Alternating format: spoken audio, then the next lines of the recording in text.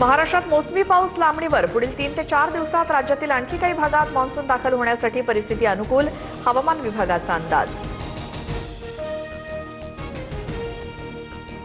पंतप्रधान मोदींच्या उपस्थितीत आज नीती आयोगाची बैठक. मुख्यमंत्री देवेंद्र फडणवीस दिल्ली दौऱ्यावर.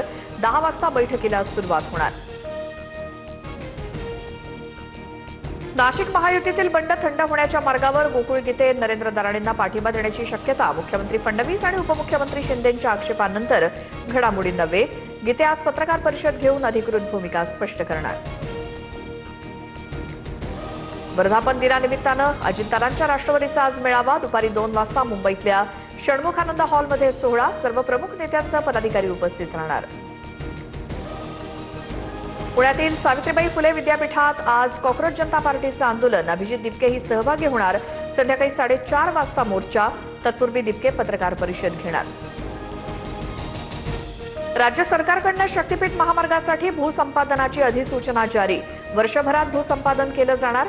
महामार्गाविरोधात आंदोलन सुरू असताना अधिसूचना जाहीर केल्यामुळे वाद चिघळण्याची चिन्ह.